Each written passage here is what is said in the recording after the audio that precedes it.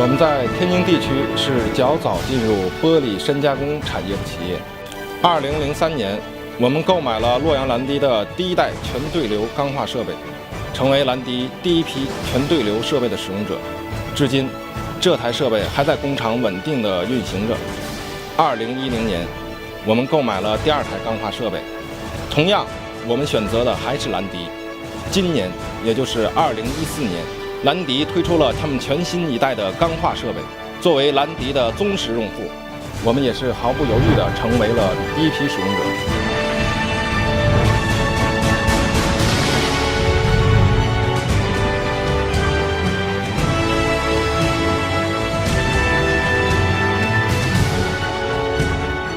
这么多年来，我们之所以一直选择蓝迪的钢化设备，主要是因为他们的每一代产品，无论是生产能力还是运行稳定性，都能够完全令客户满意。